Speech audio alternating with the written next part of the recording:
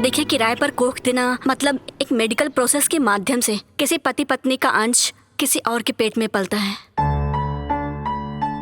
Doctor साहब, एकरा से हमार पतोह के कोनो दिक्कत तो ना हुई? देखिए, इस काम के लिए मैं आपकी बहू की सराहना करती हूँ। इन्होंने बहुत ही ग्रेट काम किया है। मेडिकल बहुत आगे बढ़ गया है। डॉक्टर साहब, हमार बिटिया की जिंदगी उजड़े से बच गई। राउर बहुत एहसान। एहसान मेरा नहीं, आपकी बहू का है। इनके चलते ही एक दिन खुशी आपकी बेटी की गोद में होंगी। अच्छा, इसमें आपके बेटी के ससुराल वाले एग्री हैं?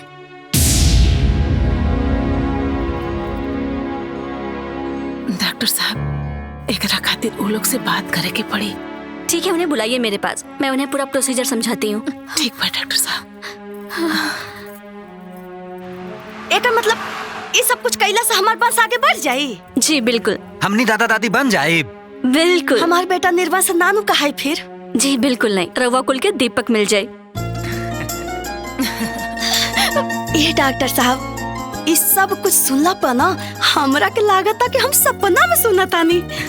जी बिल्कुल, अब आपका सपना पूरा हो जाएगा। आज फॉर्मेलिटीज कर दीजिए, कल से हम ट्रीटमेंट शुरू करेंगे। भगवान चाहेंगे तो सब कुछ अच्छा होगा।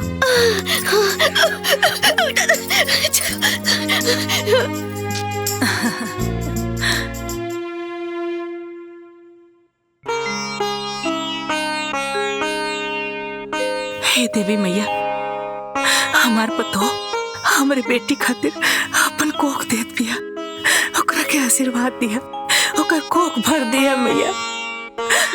हमारे पतो ओकर अच्छा करिया मैया। अम्मा जी, रोई मत। ए बिटिया, तू हमार सपना पुरावे खातिर अपन कोख देता रो। हमार पूरा परिवार तुम्हारा जीवन ऋणी रही बिटिया। ना अम्मा जी।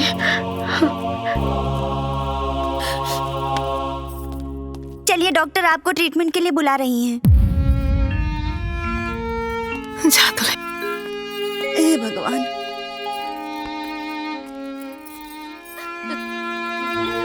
तू आज हमरा के खरीद ले लू।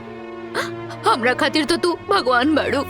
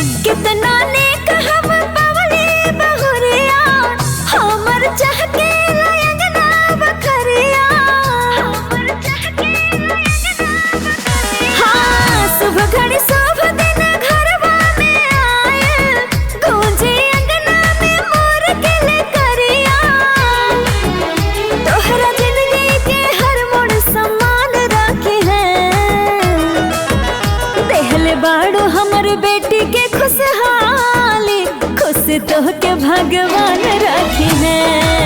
हो देहले बाड़ू हमर बेटी के खुशहाली खुश तो के भगवान राखी है।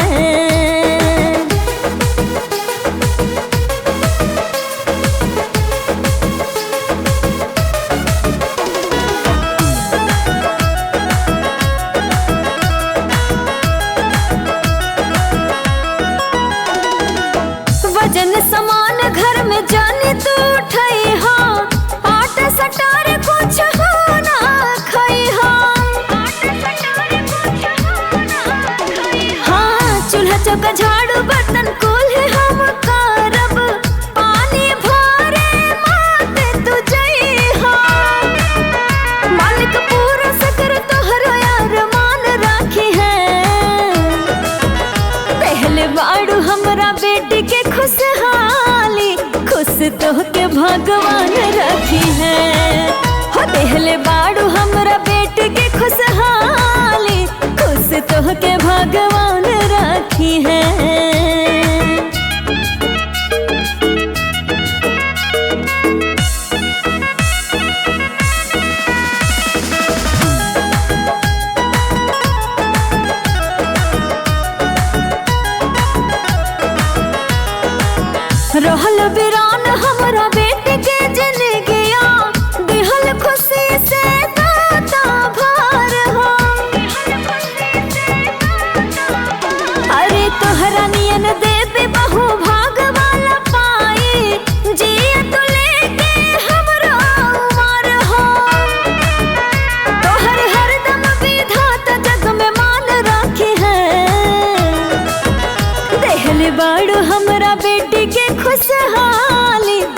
तो के भगवान राखी है हो देहले बाड़ू हमरा बेटी के खुशहाली खुश तो के भगवान राखी है। कहाँ रख दिलस करे तो से कहले रही है ना कि काजू पिस्ता बादाम को लेके आई है ला ले देख माई देख ई न मुकनो आप कोनो न कोनो बहाना जरूर तो चुप रहती नहीं कहनी ना कि दुलई हमार काजू पिस्ता बादाम कुल खाई है तब बच्चा का सेहत बढ़िया रही ना रे। हाँ बस बात कराओ तानी समधिन जी का फोन अच्छा दे हेलो हाँ समधिन जी का समाचार बाजी। समझें जी समाचार तो सब ठीक है ठाक बा। अब हम कहत रहने कि जैसे कि हमारे खानदान के पहला संतान हो तो हमरे के यहाँ के रिवाज है समझें जी पहला बच्चा जौन होला नु ससुरा में ही होला।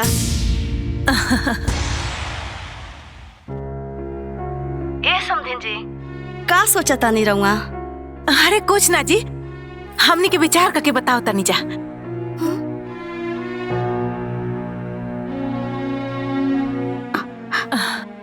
अम्मा जी रुकी ना। हाय कुल दीदी खातिर उनका ससुरा वाला लोग खातिर ही तो होता तब सोचे के काबा हाँ कर देना। ठीक बा कह देता दुल्हन समधिन जी हमने के आओ तानी जा।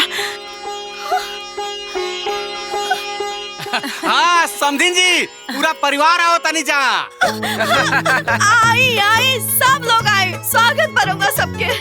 ऐसा करो तानी हम बबुआ के संगे गाड़ी भेज देता नहीं। हाँ तारी लगी तैयारी पूरा जुलूस लेके आ रहल बानी। ठीक बा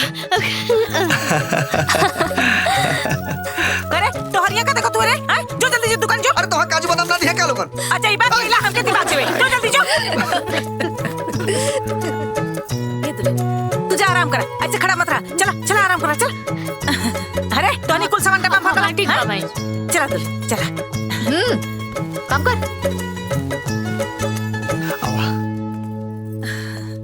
आराम से दुल्हन। हाँ बैठा लगे। अरे मुकुलवा हाँ अब ओके पीछे काहे बैठाओ थे रे दिक्कत हुई दुल्हन के रे लंबा सफर बा आगे बैठा दे। आगे बैठाओ। बैठा आराम से। हाँ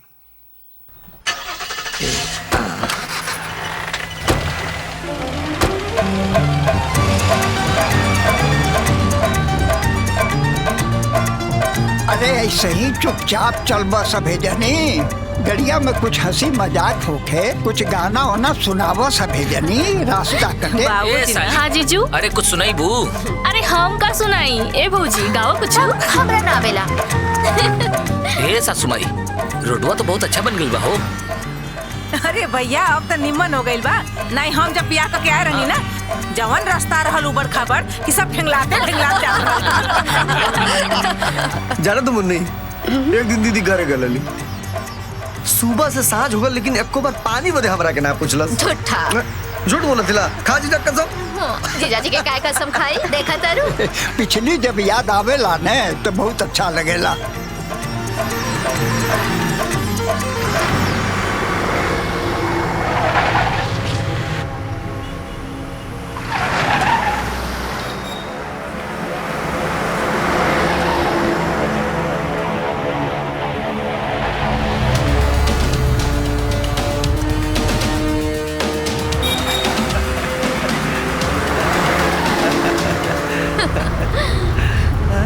अरे देखिए के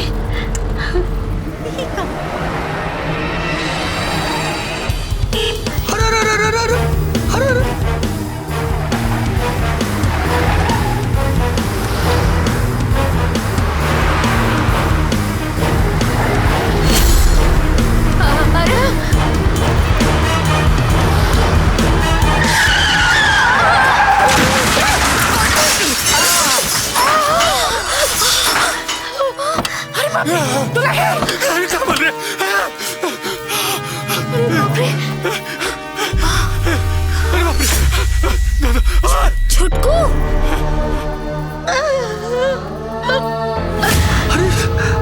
मुन्नी अरे डॉक्टर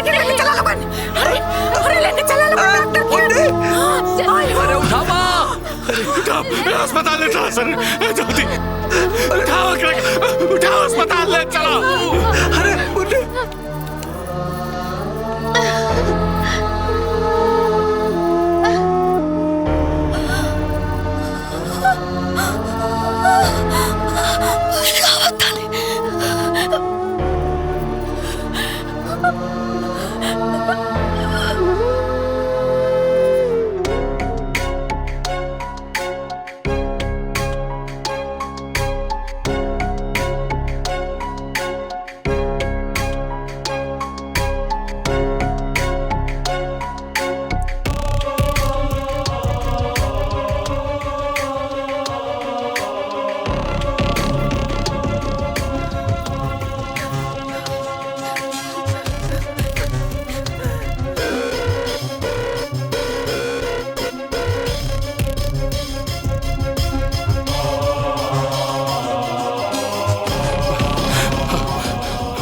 इलाज चला था, ऑपरेशन होता अंदर। लो बैठे बैठे बैठे।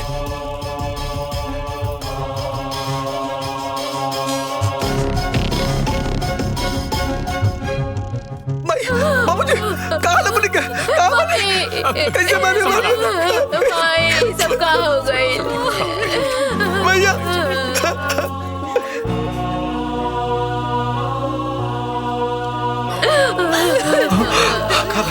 कहाँ भाई? कैसे हो गए?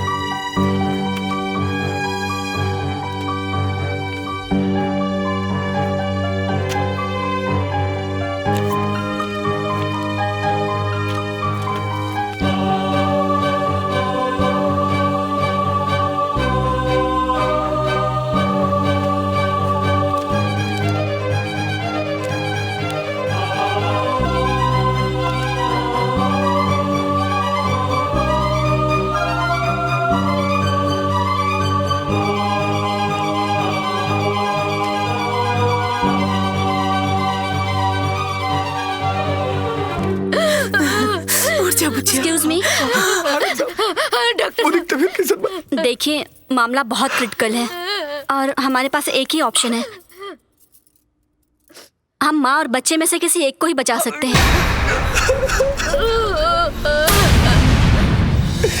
भगवान, देखिए हमारे पास टाइम बहुत कम है, आप लोग को जल्द से जल्द डिसीजन लेना पड़ेगा।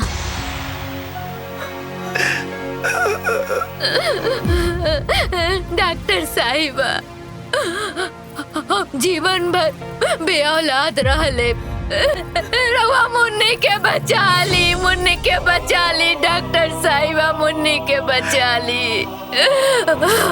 डॉक्टर साहब, हमार बस भले निर्वंश राजो, लेकिन दुल्हन के बचा लेना। हाय डॉक्टर साहब, कुछ भी हो जाए हमारे दुल्हन के बचा ले। डॉक्टर साहब, डॉक्टर साहब, हमको बहू के बचा ली, बचा ली मुन्नी के, हमारी चाची के बचा ली। ओके, कोशिश करती हूँ। जल्दी से सब तैयारी करो, हमें ऑपरेशन करके बच्चा निकालना होगा। हमें किसी भी हालत में इनकी जान बचानी है। डॉक्टर,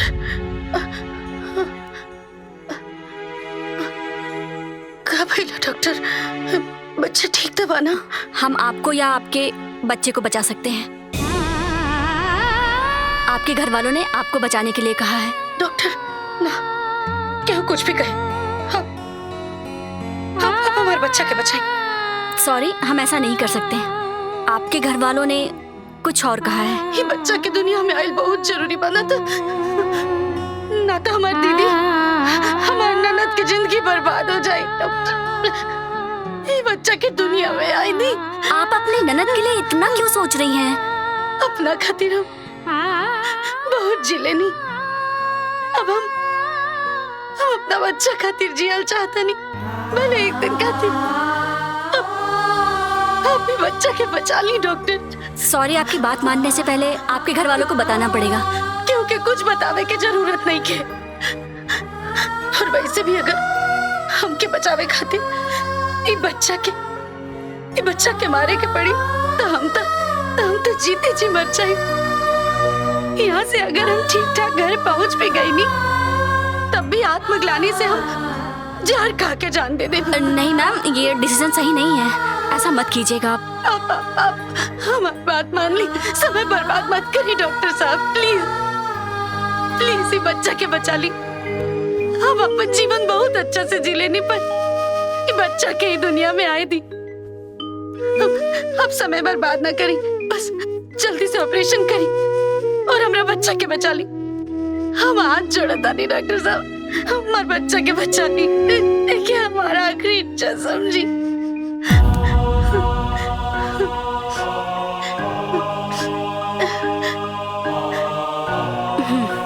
नर्स, ऑपरेशन की तैयारी करो, मैं अभी आती हूँ।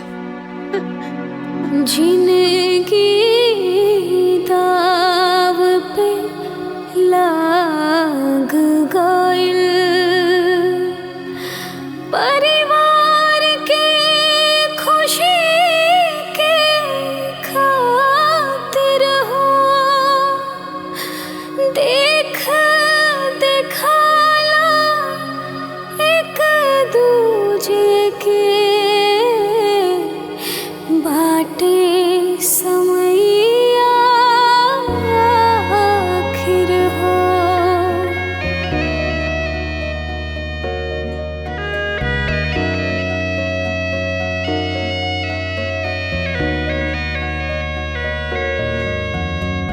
एगो जान जाई तो एगो जान बची, दिहाला विधाता कौन खेलावा हो रची।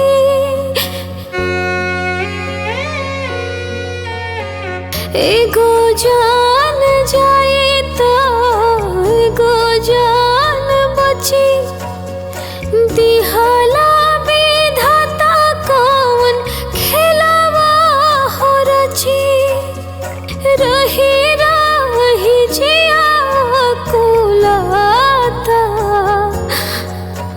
जिंदगिया के डोर छूटल जाता, जिंदगिया के डोर छूटल जाता।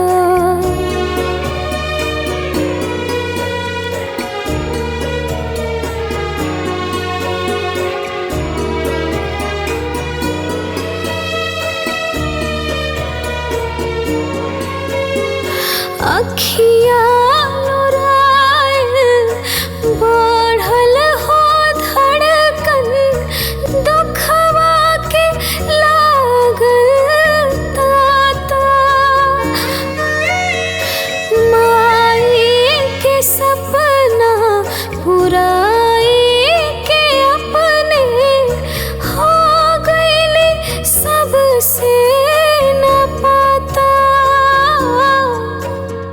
भीतर भीतर मन काट जोर ना चलत बाट, मिले है ना तोहरा जस दाता। जिंदगिया के डोर छूटल जाता, जिंदगिया के डोर छूटल जाता।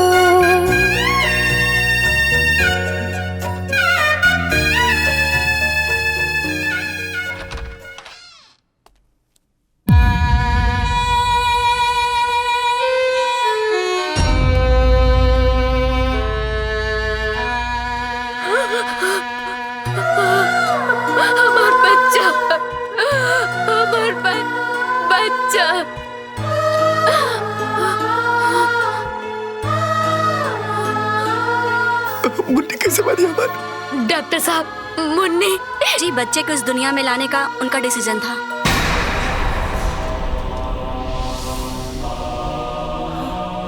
बहुत महान है आपकी बीवी। उन्होंने अपनी ननद के लिए इतना बड़ा डिसीजन लिया।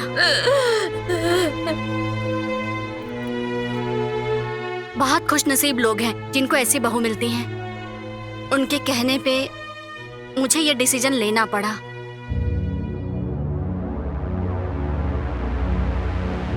मैं उन्हें बचा नहीं पाई, सॉरी।